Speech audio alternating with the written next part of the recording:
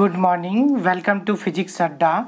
आज जो पॉइंट हम लोग डिस्कस करेंगे, एस्टेट किसी भी स्टेट लेवल टेट के लिए या आप सीटेट के लिए भी बोल सकते हैं, बट सीटेट में पार्टिकुलरली इस टाइप का क्वेश्चन नहीं आता है, थोड़ा सा डिफरेंट टाइप का क्वेश्चन आता है, उसमें इन्वायरमेंटल टाइप का क्वेश्चन ज़्यादा रहता है।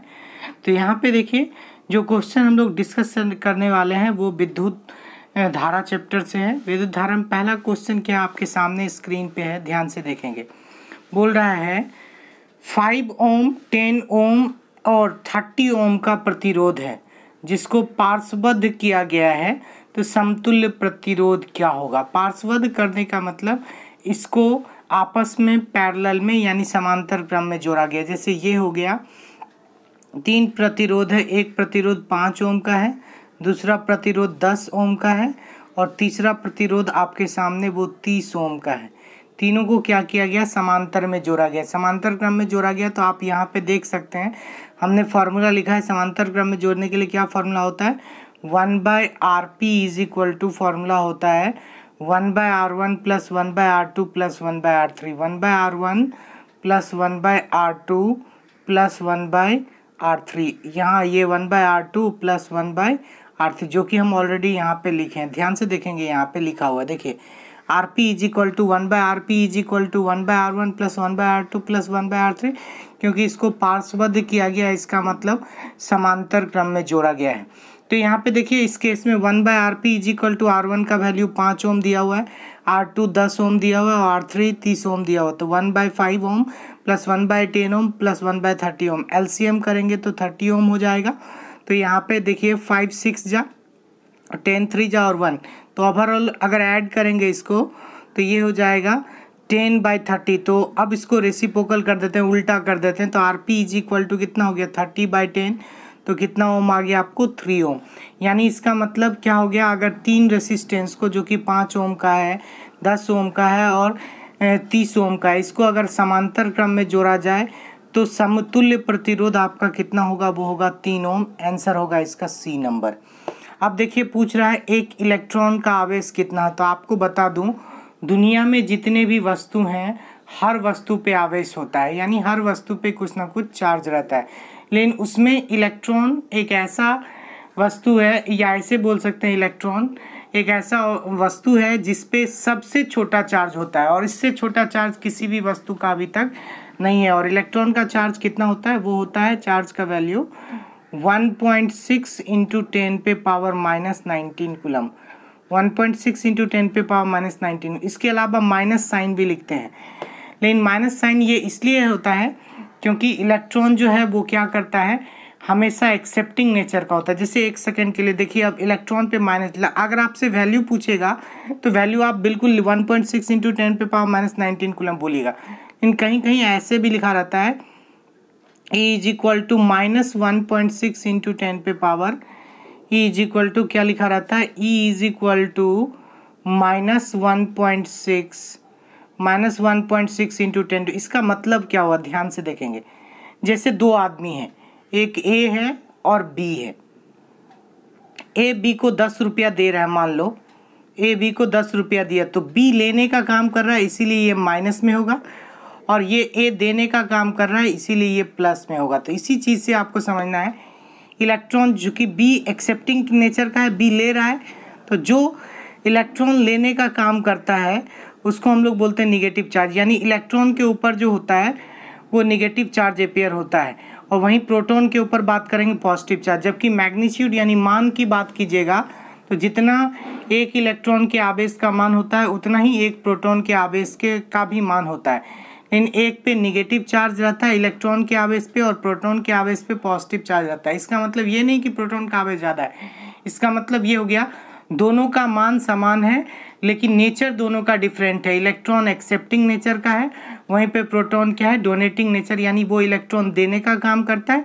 इलेक्ट्रॉन लेने का काम। तो इसका एग्जैक्ट आंसर होगा 1.6 इंटू 10 पे पावर माइनस 19 कूलम। अब देखिए नेक्स्ट क्या बोल रहा है क्वेश्चन, श्रेणी क्रम में समान मान के 4 प्रतिरोध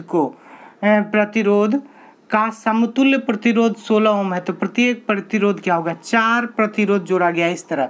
श्रेणी क्रम का मतलब ये हो गया, श्रेणी क्रम में आप 4 प्रतिरोध को जोड़े हैं, समतुल्य दिया हुआ आपको, यानी आर एस श्रेणी क्रम में जो प्रतिरोध को जोड़ते हैं फॉर्मूला होता है R S is equal to R1 plus R2 plus R3 plus R4। तो ध्यान से देखिए सबका मान बराबर है, यानी R4 इस सब का मान बराबर था R R R R R, तो 4R is equal to R S. यहाँ पे देखिए सॉल्व भी किए हम, R S is equal to R1 plus R2 plus R3 plus R4। चूँकि बोल रहा है यहाँ पे समान मान का चारों प्रतिरोध है, समान मान यानी R1 का जितना मान है उतना ही R2 का, उतना ही R3 का, उतना ही R4 का, तो सबके जगह R पुट कर दिए, R plus R plus R plus R, तो ये हो गया 16।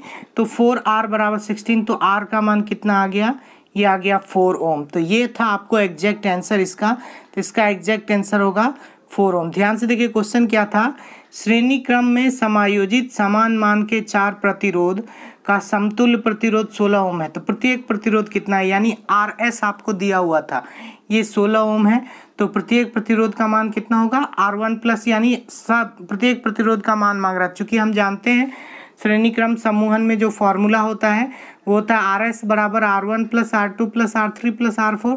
चूँकि समान मान का है तो सबके जगह R पुट कर दिया, R plus R plus R plus R, तो 4R इज इक्वल टू 16, तो R इज इक्वल टू कितना आ गया 4 ओम।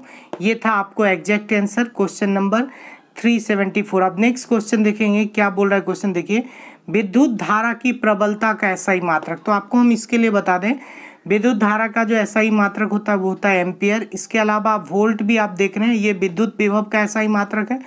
ओम जो है वो प्रतिरोध का एसआई मात्रक है, और जूल जो है वो ऊर्जा का एसआई मात्रक है। एक बार फिर से रिपीट कर दूं, विद्युत धारा की प्रबलता का एसआई मात्रक जो होता है वो आंसर होगा आपका एम्पियर, और बाकी आपको हम बताएं कि विद्युत विभव का एसआई मात्रक है वोल्ट, यहाँ पे लिखा हुआ है साइड में आप देख सकते हैं। इसके बाद प्रतिरोध का एसआई मात्रक है ओम, और ऊर्जा का एसआई मात्रक होता है जूल। अब देखिए नेक्स्ट क्वेश्चन की बात करेंगे, ये क्वेश्चन क्या है 376। 2 ओम, 3 ओम, 5 ओम और 6 ओम का 4 प्रतिरोध है जिसको श्रेणीबद्ध जोड़ा गया। तो आप देखिए बगल में यहाँ पे हम दिखाए हैं आंसर में 4 प्रतिरोध को श्रेणी क्रम में जोड़ा गया है, और उसका जो विभव है उस पर जो एक बैटरी जोड़ा गया है उसका विद्युत विभव दिया 64 वोल्ट। तो हम सबसे पहले प्रतिरोध को समतुल्य प्रतिरोध निकाल लिए, चूँकि श्रेणी क्रम में है तो समतुल्य प्रतिरोध क्या होगा, R S is equal to R1 plus R2 plus R3 plus R4, और इसका जो प्रतिरोध इस केस में हो जाएगा सभी को जोड़ देंगे तो 2 प्लस 3 प्लस 5 प्लस 6 कितना हो जाएगा, 2 3 5 प्लस 5 10, 10 प्लस 6 कितना हो गया, ये आपको 16 ओम।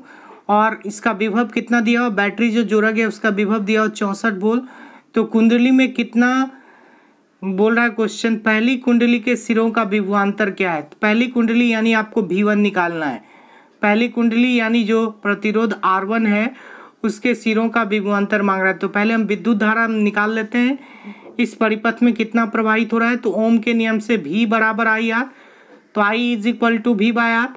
V कितना है 64 वोल्ट है, R है आपको 16 ओम, 64/16 करेंगे तो 4 एम्पियर आ गया। तो अब पहले सिरे के पहले कुंडली के सिरों का विभवांतर क्या होगा V1, V1 बराबर क्या फॉर्मूला होता है I इंटू R1, तो I आपको निकल गया 4 एम्पियर, और प्रतिरोध है 2 ओम, 4 गुना 2 यानी 8 वोल्ट हो जाएगा पहले सिरे के पहली कुंडली के सिरों का विभवांतर। अब आएंगे नेक्स्ट क्वेश्चन में, तो यहाँ जो आपका आंसर होगा वो A नंबर होगा, वो 8 वोल्ट होगा। देखिए पूरा मतलब एक्सप्लेन किया गया है, इसको आप ध्यान से देखेंगे तो क्लियरली हो जाएगा।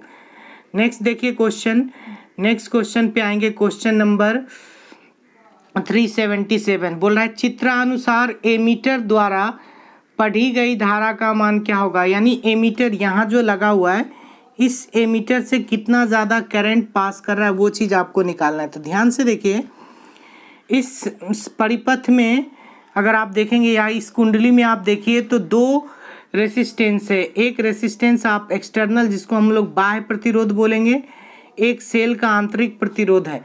तो अगर दोनों प्रतिरोध को हम जोड़ते हैं तो कुल प्रतिरोध का मान हो जाएगा आपको 10.5 प्लस 1.5 यानी ये हो गया 12।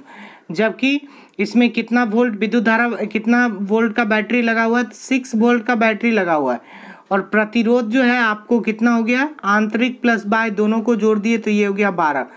तो I is equal two ohm के नियम से V बराबर आई आर, तो I इज इक्वल टू आप जानते हैं V/R होता है, तो V/R जब लिखिएगा यानी 6/12, 6/12 यानी 1/2 जो कि 0.5 एम्पियर। यहाँ देखिए ये सॉल्व भी किया गया है, तो इसका जो एग्जैक्ट आंसर होगा 0.5 एम्पियर। अब देखिए नेक्स्ट क्वेश्चन, धारा मापने के यंत्र को क्या कहते हैं? तो आप सिंपल सा कॉन्सेप्ट आप जान जाइए। एमीटर एक ऐसा यंत्र है जिसके द्वारा विद्युत धारा का किसी भी परिपथ में जो विद्युत धारा प्रवाहित होती है उसका माप किया जाता है। इसके अलावा वोल्ट मीटर विद्युत विभव का मान क्या करता है, वो मेज़र करता है। इसके बाद मोनोमीटर की बात करें तो मोनोमीटर दाब को मेज़र करता है। ये वोल्ट मीटर दो बार लिख दिया गया है, इसीलिए हम उस चीज़ को दोबारा नहीं बता। थर्मामीटर आपको पता है ये टेम्परेचर को मेजरमेंट करता है। तो यहाँ पे पूछ रहा था 378 क्वेश्चन में धारा मापने के यंत्र को क्या कहते हैं? तो इसका आंसर होगा एमीटर। एमीटर एक ऐसा यंत्र है जो विद्युत धारा को क्या करता है, मापने का काम करता है। नेक्स्ट क्वेश्चन देखिए, विद्युत वाहक बल किस यंत्र के द्वारा मापा जाता है? तो विद्युत वाहक बल क्या है, किसको कहते हैं? तो किसी भी सेल या बैटरी के धन ध्रुव और ऋण ध्रुव के बीच जो विद्युत विभव का अंतर होगा, यानी इंग्लिश में अगर हम बोले तो potential difference between positive and negative terminal of cell, यानी किसी भी सेल या बैटरी के धन ध्रुव या और ऋण ध्रुव के बीच जो विभव का अंतर होगा उसी को हम लोग क्या बोलते हैं, ईएमएफ, यानी इलेक्ट्रोमोटिव फोर्स, जिसको हम लोग विद्युत वाहक बल बोलते हैं। और ईएमएफ का मेजरमेंट भी वोल्ट मीटर द्वारा ही किया जाता है। ईएमएफ का मेजरमेंट किसके द्वारा किया जाता है? ईएमएफ का मेजरमेंट भी वोल्ट मीटर के द्वारा किया जाता है, जिसका आंसर होगा सी नंबर। फिर क्वेश्चन पूछ रहा है क्वेश्चन नंबर 380 में देखिए, निम्नलिखित पदार्थों में से कौन सा चालक है? आप जानते हैं चालक किसको बोलते हैं? वैसा पदार्थ जिससे होके विद्युत धारा क्या करता है, आसानी से प्रवाह कर सकता है, वो पदार्थ चालक कहलाता है। अब देखिए चीनी मिट्टी, वहाँ से विद्युत धारा प्रवाहित नहीं होता। कांच में भी विद्युत धारा प्रवाहित नहीं होता। अभ्रक में भी विद्युत धारा प्रवाहित नहीं होता। तो ये सब चालक नहीं है। तो यहाँ जो चालक है वो है आपको एल्यूमिनियम से आसानी से विद्युत धारा का प्रवाह हो सकता है। तो यहाँ पे आंसर होगा 380 का डी नंबर। नेक्स्ट क्वेश्चन देखिए 381 बोल रहा है यहाँ पे 100 वाट का एक विद्युत बल्ब है जिसमें 220 वोल्ट मेन से इसको जोड़ा गया है, यानी 100 वाट, डब्लू दिया हुआ है। वाट यहाँ पे 100 वाट की बल्ब कर रहे हैं, यानी पावर दिया हुआ, इलेक्ट्रिक पावर जिसको विद्युत शक्ति बोलते हैं, ये आपको 100 वाट दिया गया है। यहाँ देखिए लिखे हैं पावर 100 वाट दिया हुआ है। इसका देखिए इसका जो वोल्टेज है कितना दिया है, 250 वोल्ट, ये भी दिया होता है। एक फार्मूला होता है पावर में P = V/I। तो आपको क्या निकालना है यहाँ पे, ये शक्ति बराबर विद्युत विभव गुना विद्युत धारा। तो आप यहाँ पे देखिए प्रवाहित होने वाला धारा का मान निकालना है, यानी I का मान निकालना है। तो I = कितना हो जाएगा, P/V। तो P/V करेंगे तो 100 वोल्ट कितना है, 250। तो 100/250 कर दिए तो कट जाएगा, तो ये आएगा 0.4। तो इस केस में जो आपका आंसर होगा बी नंबर 0.4 एम्पियर। अब देखिए नेक्स्ट क्वेश्चन पे बढ़ेंगे। नेक्स्ट क्वेश्चन क्या है, यदि 5 ओम का प्रतिरोध, एक तार 5 ओम का प्रतिरोध है, यानी R दिया हुआ है 5 ओम, प्रतिरोध को R से डिनोट करते हैं। 5 ओम का प्रतिरोध है, 2 एम्पियर धारा प्रवाहित हो रही, तो इसमें जो I जा रही है वो कितना जा रही है, 2 एम्पियर। क्या निकालना है, तार के छोरों, तो ये छोरों के बीच का विभवांतर कितना होगा? तो आप जानते हैं V = ओम के नियम से होता है V = IR, जहाँ भी तार के 2 सिरों के बीच का विभवांतर है। तो ये हो जाएगा आपको 10 वोल्ट, ये हो गया। तो इस क्वेश्चन का आंसर आपको होगा कितना, 10 वोल्ट। अब देखिए नेक्स्ट क्वेश्चन देखेंगे 383 क्या है क्वेश्चन, देखिए ध्यान से। यहाँ पे देखिए क्या बोल रहा है, 220 वोल्ट वाले मुख्य तार से 40 वाट का एक बल्ब जोड़ा जाए, यानी वोल्टेज है 220। ध्यान से सुनेंगे क्वेश्चन को, क्वेश्चन सही से सुनेंगे, हम यहाँ लिखे भी हैं, ध्यान से देखिए। 220 वोल्ट वाले एक बल्ब है, तो V = 220 दिया हुआ है, देखिए ध्यान से। और आपको क्या बोल रहा है, 40 वाट का P दिया हुआ है, 40 वाट। तो बल्ब की कुंडली में कितनी धारा प्रवाहित, वही फॉर्मूला P = V/I। तो I = P/V, यानी 40/220 काटेंगे तो 2/11 आ जाएगा एम्पियर।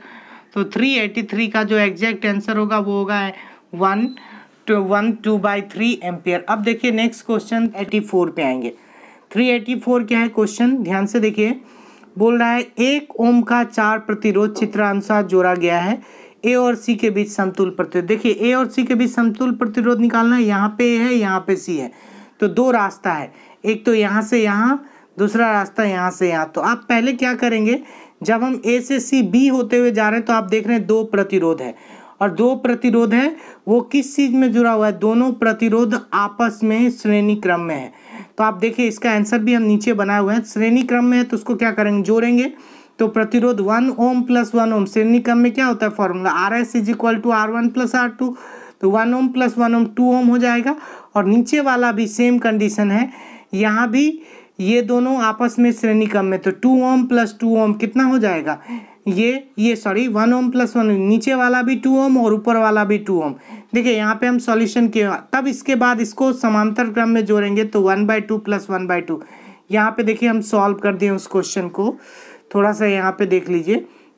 ये देखिए पहले 1 ओम और 1 ओम है, नीचे भी 1 ओम और 1 ओम है, दोनों को जोड़ दिए तो 2 ओम आ गया। फिर दोनों को आपस में समांतर क्रम में क्या फॉर्मूला होता है, 1/Rp is equal to 1/R1 plus 1/R2, तो 1/Rp is equal to 1/2 plus 1/2, तो 1/Rp इज इक्वल टू 1।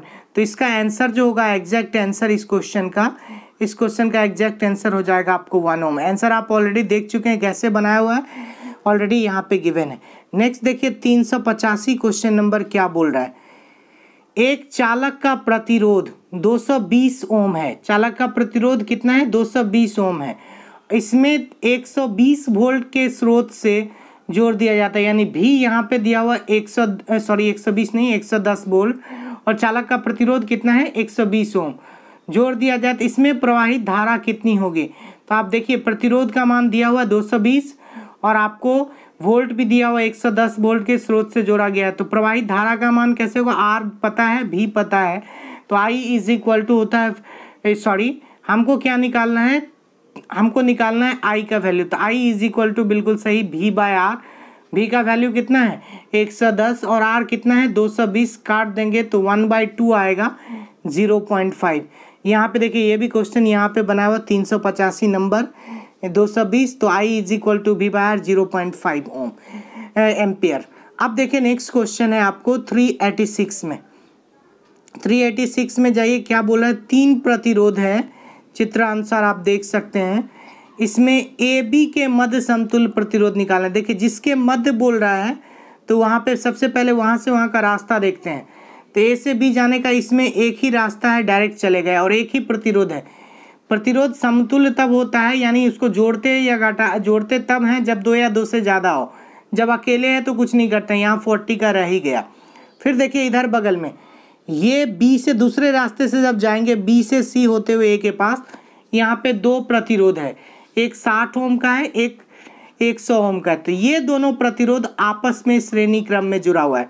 तो श्रेणी क्रम में है तो पहले इसका वैल्यू निकाल लीजिए। तो यहाँ पे देखिए नीचे हम सॉल्व भी किए हैं, RS बराबर R1 प्लस R2, 60 प्लस 100 ये हो गया 160 ओम। अब देखिए इन दोनों के बदले एक प्रतिरोध आएगा, पहले तो ये प्रतिरोध था 40 ओम का, ये प्रतिरोध कितने ओम का था 40 का, इन दोनों के बदले एक प्रतिरोध आ गया, ये कितने ओम का।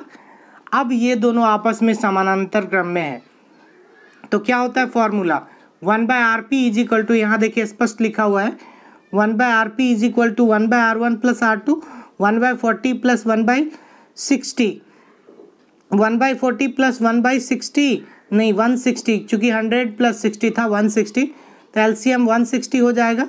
4 + 1 सॉल्व करेंगे तो आरपी का वैल्यू आ जाएगा 32 ओम। तो इसका जो एग्जैक्ट आंसर होगा वो होगा आपको कितना, इसका आंसर हो जाएगा आपको 32 ओम। अब देखिए नेक्स्ट क्वेश्चन नंबर 387। चित्र में एक एमीटर दर्शाया गया है, एमीटर का जो पाठ्यांक है वो 4 एम्पियर है, यानी करंट का वैल्यू दिया हुआ 4 एम्पियर, और वोल्ट मीटर का जो यानी आई दिया हुआ है 4 एम्पियर, आई का वैल्यू कितना है, आई इज इक्वल टू 4 एम्पियर दिया हुआ है आई का वैल्यू, और V दिया हुआ आपको 20 वोल्ट। तो R का वैल्यू निकालना है तो आप नहीं निकाल लीजिएगा, V इज इक्वल टू होता है आई आर, आई इज इक्वल टू V/I, तो ये हो जाएगा 5 ओम। तो यहाँ पे देखिए ऑलरेडी बनाया हुआ भी है। नेक्स्ट देखेंगे क्वेश्चन यदि दो आवेश के बीच की दूरी को आधी कर दी जाए, ध्यान से देखिए, और आवेश को दुगुना कर दिया जाए तो उसके बीच का बल क्या होगा। पहले हम बात करेंगे दो आवेश के बीच लगने वाला बल का मान होता क्या है। यहाँ पे देखिए हम सॉल्यूशन किए हुए हैं। दो आवेश के बीच जो बल लगता है वो कूलम्ब्स लॉ के द्वारा लगता है। वो बल का मान होता है F = KQ1 × Q2/r², जो कि यहाँ लिखा हुआ है। अब क्या बोल रहा है, यदि एक आवेश के मान को क्या करना है, आपको दोगुना करना है। यानी पहला अगर Q1 है तो दूसरा आपको कितना हो जाएगा 2Q1। आवेश के मान को दुगुना कर दो और दूरी को आधा कर दो, तो r के जगह कितना पुट कर दिया हमने, r/2। जब r/2 पुट करेंगे तो यहाँ पे हो जाएगा ऊपर 2KQ1 × Q2 r², ये 1 सेकेंड के लिए देखिए यहाँ पे r² है तो r/2 करेंगे तो यहाँ पे ये कितना हो जाएगा 2 × यहाँ पे ये हो जाना चाहिए 4, क्योंकि स्क्वायर करेंगे तो r² कितना हो जाएगा 4 हो जाएगा। 2 × 2 = 4, तो 4 ऊपर चला जाएगा तो यहाँ पे 8 आ जाएगा, ये 8 आ जाएगा। यानी f' का वैल्यू कितना हो जाएगा, f' = 8f, यानी पहले से कितना फोर्स बढ़ जाएगा 8 गुना। देखिए एक बार क्वेश्चन क्या बोल रहा था, वो क्वेश्चन देखना ज़्यादा जरूरी है, फिर से इसको देखेंगे। बोल रहा है यदि दो आवेश के बीच की दूरी को आधी कर दी जाए, बिल्कुल सही है। देखिए पहले दो आवेश ले लिए, उसके बीच का जो बल है वो KQ1 × Q2/r², सही है बिल्कुल। अब बोल रहा है यदि एक आवेश को दोगुना कर दिया जाए, अगर मतलब कहने का मतलब एक Q1 है तो दूसरा दुगुना है इसका, तो दुगुना कर दे, एक आवेश को दुगुना यानी Q2 है तो 2 × Q2 हो गया, और उसके बीच की दूरी को क्या कर दिया जाए, एक आवेश को दुगुना कर दिया जाए और बीच की दूरी आधी कर दी जाए, r के जगह कितना कर दिया जाए r/2, बिल्कुल सही बोले हैं, r/2 कर दिया जाए। तो यहाँ देखिए जब इसको स्क्वायर कीजिए तो r² यहाँ 4 हो जाता है आंसर, ये 4 होता तो 4 × 2 अब 8 हो जाएगा, यहाँ भी इसको चेंज कर देंगे 8f, तो आपका आंसर जो होगा वो 8f यानी 8 गुना बल बढ़ जाएगा, ये वाला आंसर होगा। इसको आप सही से देखेंगे, यहाँ पे सिर्फ सुधार कर लेंगे, ये 4 हो जाएगा, ये आपको 4 × 2 = 8, तो यहाँ पे 8f। तो यहाँ पे देखिए अब नेक्स्ट जो ये किस क्वेश्चन का आंसर क्या होगा हम इसके बारे में डिस्कस कर दें। इस क्वेश्चन का आंसर होगा 8 गुना हो जाएगा। 388 क्लियर हो गया। अब आएंगे 388 के बाद 389। क्वेश्चन नंबर क्या बोला, देखिए विद्युत हीटर की तार में कौन सी कुंडली यूज़ की जाती है। तो आपको बता दें विद्युत हीटर का जो तार होता है वो किसका बना होता है। ध्यान से ये चीज़ आपको सबसे पहले जानना जरूरी है। विद्युत हीटर का तार बना होता है नाइक्रोम। किसका बना होता है, नाइक्रोम का। और नाइक्रोम का क्यों बना होता है उसके पीछे भी एक कंडीशन है। नाइक्रोम का इसलिए बना होता है, नाइक्रोम का क्या होता है, प्रतिरोध बहुत ही अधिकतम होता है, और प्रतिरोध बहुत ही अधिकतम होने के कारण वो क्या करता है, नाइक्रोम ज़्यादा ऊष्मा उत्सर्जित करता है। और विद्युत हीटर में हमको चाहिए भी क्या, ज़्यादा ऊष्मा चाहिए। लेकिन नाइक्रोम किसका मिक्सर है, यहाँ नाइक्रोम नहीं दिया हुआ, तो नाइक्रोम मिक्सर किसका है हम उसकी बात करेंगे। तो आपको हम बता दें नाइक्रोम निकेल, क्रोमियम, लोहा मिश्र धातु से बना हुआ है, इसीलिए इसका आंसर जो होगा वो क्या हो जाएगा, ए नंबर। क्या बोले एक बार फिर से, विद्युत हीटर की कुंडली में किसका तार यूज़ किया जाता है, आप पहले से जान गए। विद्युत हीटर की कुंडली में हम लोग नाइक्रोम का वायर यूज़ करते हैं। नाइक्रोम का वायर इसलिए यूज़ करते हैं क्योंकि नाइक्रोम का प्रतिरोध बहुत ज़्यादा होता है, और नाइक्रोम का प्रतिरोध ज़्यादा होगा तो वो ज़्यादा ऊष्मा उत्सर्जित करेगा। लेकिन ये भी आपको जानना है, यहाँ नाइक्रोम ऑप्शन में नहीं है, तो नाइक्रोम होता क्या है वो जानना जरूरी है। तो नाइक्रोम निकेल, क्रोमियम, लोहा इस सब का मिश्र धातु से बना होता है, आंसर इसका होगा ए नंबर। अब नेक्स्ट देखिए नेक्स्ट क्वेश्चन है, विद्युत बल्ब में फिलामेंट बना होता है। आंसर फिर देखिए, विद्युत बल्ब में फिलामेंट बना होता है, तो आपको पता है विद्युत बल्ब में जो फिलामेंट बना होता है वो टंगस्टन के तार का बना होता है। और क्यों ऐसा बना होता है, क्योंकि टंगस्टन जो है जो उसका गलनांक बहुत ही ऊंच होता है, लगभग 3140 डिग्री सेल्सियस होता है। तो अधिक ताप मतलब अधिक ऊष्मा पे भी ये क्या होता है, गलता नहीं है। ये क्या करेगा, ये ज़्यादा आपको ये ऊष्मा ऊर्जा नहीं, ज़्यादा आपको प्रकाश ऊर्जा में क्या करेगा, ऊष्मा ऊर्जा कन्वर्ट हो जाता है। एक बार फिर से हम इस चीज़ को बोल दे रहे हैं। देखिए विद्युत बल्ब का फिलामेंट बना होता है, तो विद्युत बल्ब का फिलामेंट भी किसका बना होता है, ये होता है आपको टंगस्टन का बना होता है। टंगस्टन का इसलिए बना होता है क्योंकि टंगस्टन का गलनांक क्या होता है, बहुत ही उच्च होता है, लगभग 3140 डिग्री सेल्सियस। अब देखिए नेक्स्ट क्वेश्चन है, घरों में विद्युत की दुर्घटना किस कारण से होती है। तो एक बार देखिए इस क्वेश्चन को ध्यान से, घरों में विद्युत की दुर्घटना किस कारण से होती है। देखिए फ्यूज के कारण से, तो ये तो कभी नहीं होगा, फ्यूज तो हमको दुर्घटना से बचाता है। हाँ ये यहाँ पे देखिए और सब ऑप्शन देखने से लग रहा है, देखिए शॉर्ट सर्किट या उच्च धारा प्रवाह या बिजली का, ये देखने से लग रहा है यह क्वेश्चन ऐसा होना चाहिए, घरों में विद्युत की दुर्घटना किसके कारण से नहीं होती है।